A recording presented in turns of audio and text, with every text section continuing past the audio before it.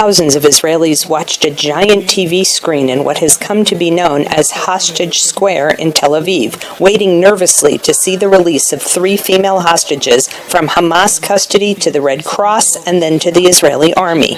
The crowd cheered as the 3 young women, appearing in relatively good condition, reunited with their families. They will spend at least the next 4 days in the hospital resting from their ordeal of 471 days in Hamas captivity.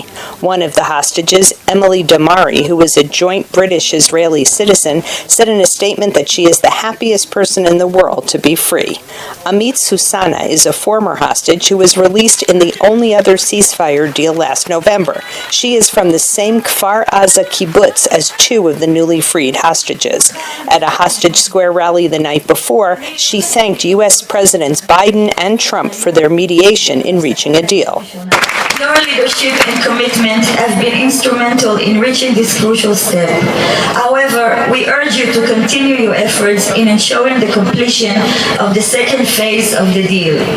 A total of 33 Israeli hostages, alive and dead, are expected to be released during the first 6-week phase of the deal. During this time, negotiators will work on the second phase, which calls for a permanent ceasefire, the release of the 65 remaining hostages, and a complete Israeli withdrawal from Gaza. Many of the families of hostages worry that if the deal collapses before the second phase, the remaining hostages could be lost forever in Gaza. Omri Lifshitz's 84-year-old father is among the 33 hostages due to be released in the first phase. First phase is 33 and we need them all back, so we're going to fight for the second phase. We hope President Trump will keep push for end this war and push for the deal to go to second phase. Together with the release of the first 3 Israeli hostages, Israel freed 90 West Bank Palestinian women and minors from Israeli jails. Under the terms of the ceasefire and hostage release deal, Israel will free about 1,900 Palestinian prisoners, some of them serving life sentences for murdering Israelis. Our joy is incomplete because of what happened to the people of Gaza and their martyrs, and because of the female prisoners who remained behind us in prison.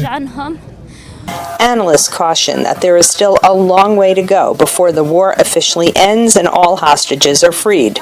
They say that beyond the initial euphoria, the next 6 weeks are likely to be a time of increased tension in Israel and the West Bank. The Israeli public is divided about the dangers of ending the war and releasing so many Palestinians with blood on their hands.